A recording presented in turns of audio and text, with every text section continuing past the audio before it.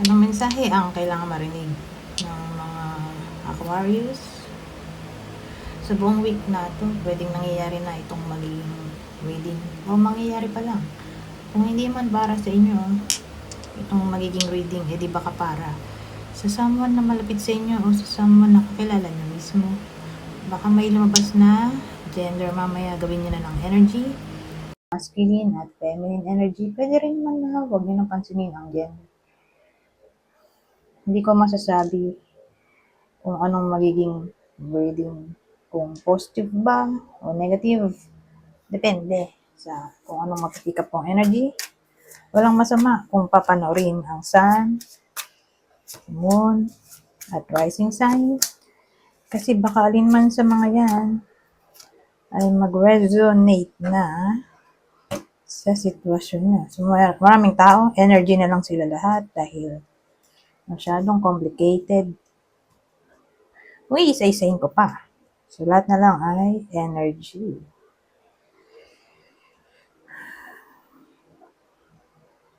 Ito nagpa-worry sa akin, oh. Five of Swords. Maganda naman to. Hindi ko masabi kung maganda ba to. Ang dulo. Kasi medyo alanganin din siya kung katabi niya to.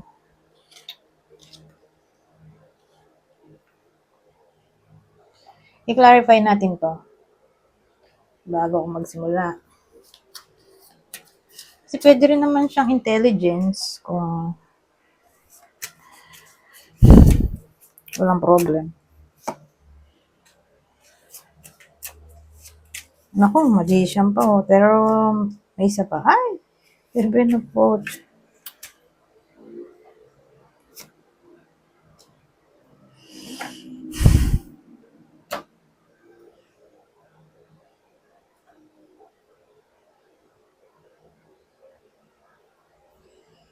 Wala eh.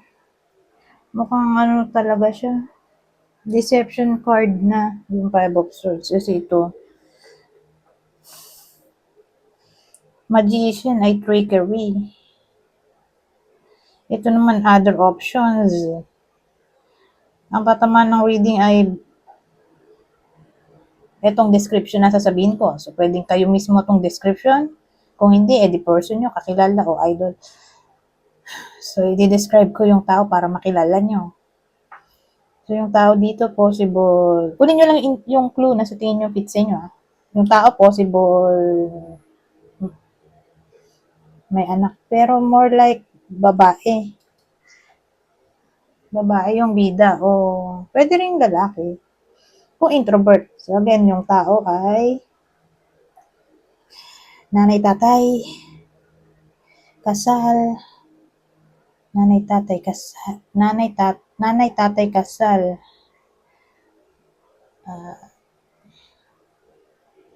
mayaman. Kung di mayaman, business woman, business person. Kung di ganun, di may trabaho.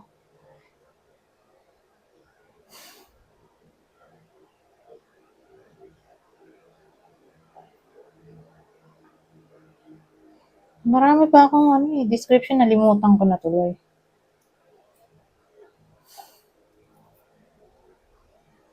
Forty to 59 years old.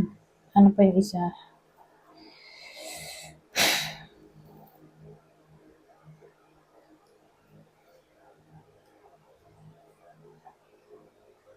Ayun na lang. Tama na yun, nakalimutan ko na eh. So, yun yung tatamaan ng reading. Siya yung may other option. Dahil katabi niya itong mga to. Siya yung trickery dito. So,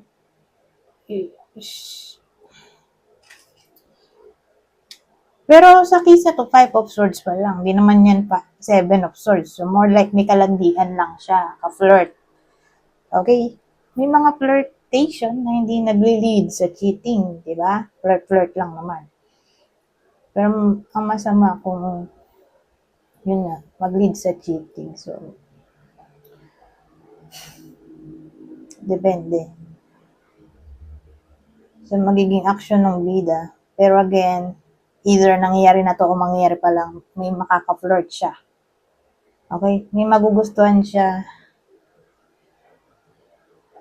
na someone else. Kasi more like committed na siya sa iba at pentacle to.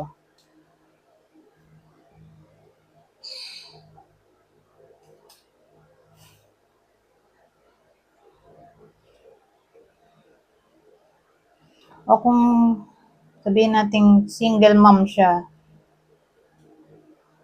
yung person niya ay committed na sa iba. Kasi case-to-case basis, di ba? Kunin nyo lang yung info na sa tingin nyo ay fit sa inyo. Pero again, may flirtationship dito na para pang forbidden yung connection. May something na obstacle sa relasyon.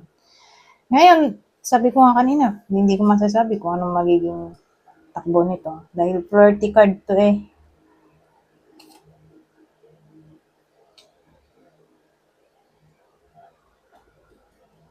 Pero wait lang.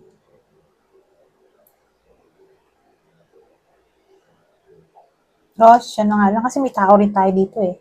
Remember, sabi ko kanina, itong taong to, energy lahat, di ba? So, wala tayong specific na tao kanina. Ngayon, nagkaroon na ng specific description. Relationship reading talaga to dahil King of Water to. Ito ay emotion, feelings.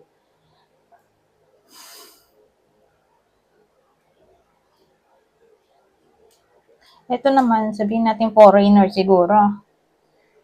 Yung bida o yung partner. May someone na nasa foreign land. OFW siguro. May someone na ganoon. O baka literal na foreigner yung person.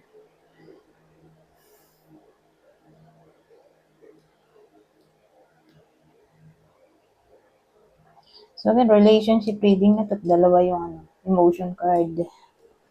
Ito passion. Ito feelings, passion. So relationship reading talaga. Na nagkaroon nga ng sneakiness. Pero again, di naman lahat ay tatamaan ng reading na to.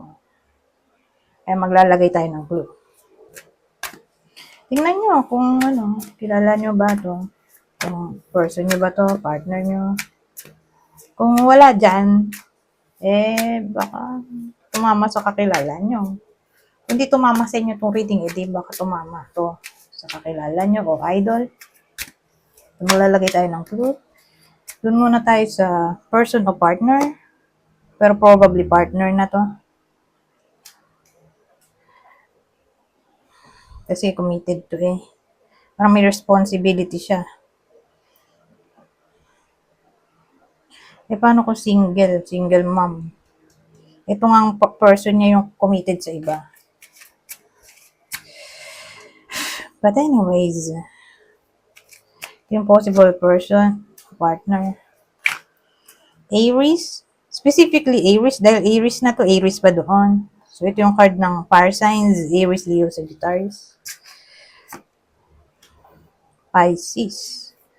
Ngayon, doon naman tayo sa kakilala. Kung di nga tumama sa inyo itong reading, baka tumama sa kakilala nyo o idol. Ito yung kakilala o idol na possible zodiac sign. Libra, Taurus, o Leo. May clue pa tayo. Same instruction. Kung dito tumama sa inyo, di sa person nyo, kakilala o idol. O tayo ng 4. Hazel eyes. So, may someone na maganda yung mata, kulay brown. Brown na brown. O light brown. Ayan, hazel eyes.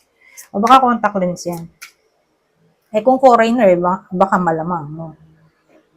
Malamang na talaga. Kung foreigner, hazel eyes. Ito, red attire. So, may someone na mahilig sa red na damit o baka uniform yan. Kulay red. May someone na may someone na uniform ay red. Ito, younger than you. So, yung person nila ay mas bata sa kanila o yung kakilala nila ay mas bata sa kanila. mas bata sa Aquarius. Ito, wavy hair. So, may someone na wavy ang buhok. Dito naman tayo sa susunod. Kung masasabi nito. Ibang senaryo. Ay, ano to? Cause and effect. Synchronicity. Ay, self-sabotage, oh. Maganda kung ano, clarify natin to. Sinisa kong deck. Ibay natin yung deck, maiba lang. Na energy, o yung ano, ginagamit. Para di boring.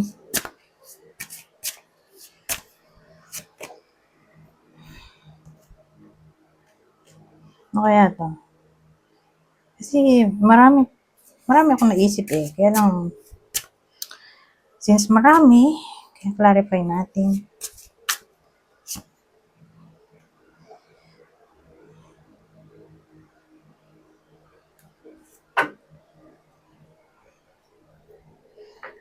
Ay, sagabal yung ilaw. Ito, oh. Ayan, yun na. Ano eh, didilim. Pag tinanggal ko yung ilaw. Kung itataas ko, hindi ko mababasa. Ano kaya to? Aray ko. Kasi inisip ko kung ito by soulmate connection o karma.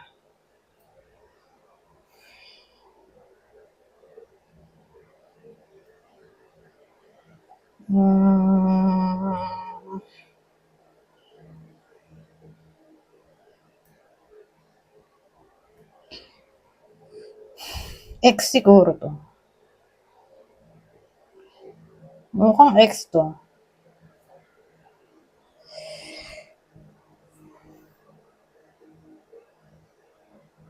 Either X o someone new. Parang ano siya eh.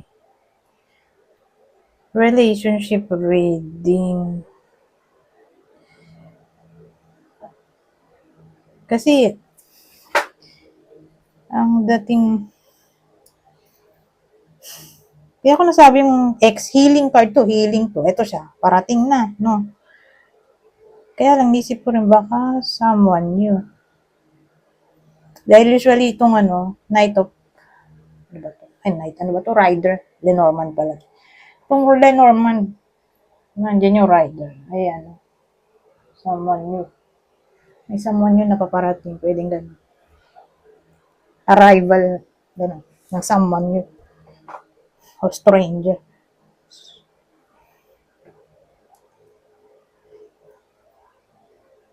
So, ano to, love interest, whether someone new o ex. Kaya lang kasi nagsiself-sabotage dito yung bida, oh. Na parang may something wrong. Kaya hindi niya mapatos.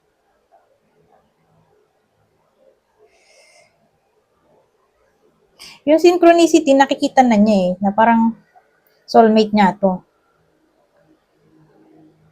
O twin flame. Kaya lang nagsiself-sabotage siya doon.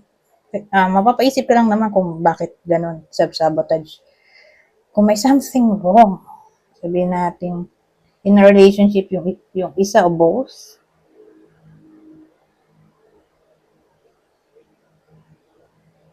o hindi pwede dahil sa religion, magkaiba ng religion.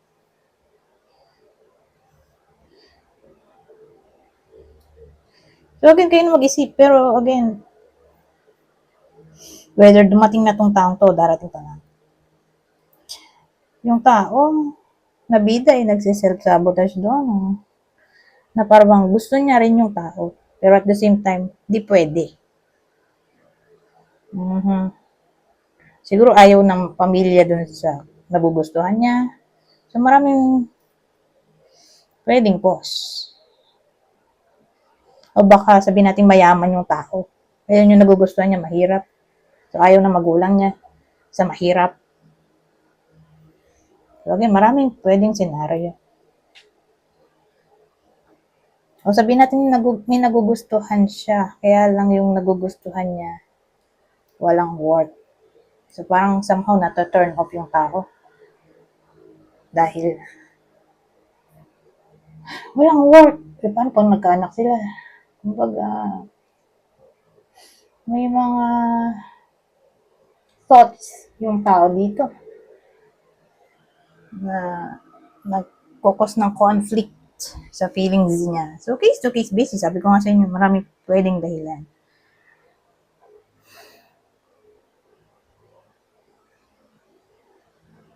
Anyways, para mas sure, maglagay din tayo ng clue, di ba? Para malaman nyo kung tatama ba sa inyo tong reading o hindi. Ito yung X. Doon muna tayo sa X. Someone nyo muna. Someone nyo. Na darating o darating pa lang.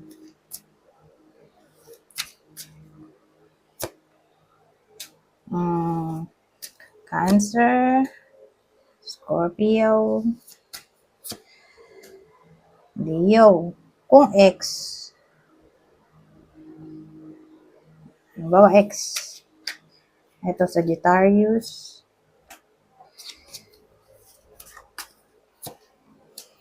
Virgo, Pisces. Halimbawa, hindi tumama sa inyo yung reading. Baka tumama sa kakilala nyo. Ito yung kakilala nyo, tatamaan ng reading na to na mababalitaan nyo na lang. Ngayon nga, may nanliligaw sa kanya. Whether ex yun, o someone nyo.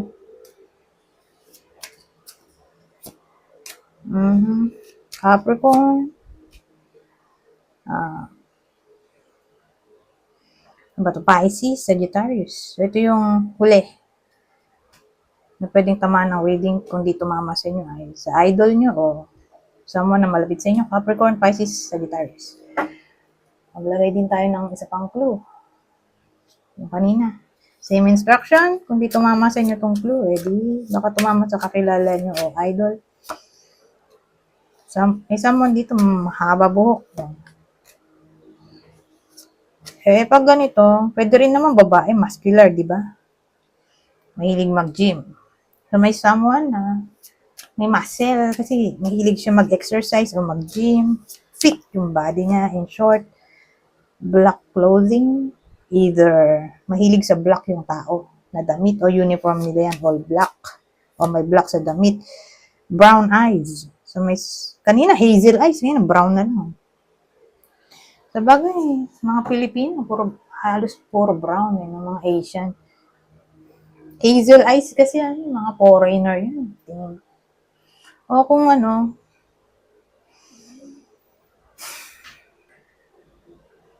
yung foreigner yun nanonood, half foreigner. Iba kulay ng mata niya.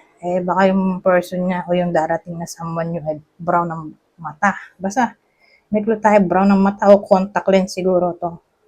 Pwede rin.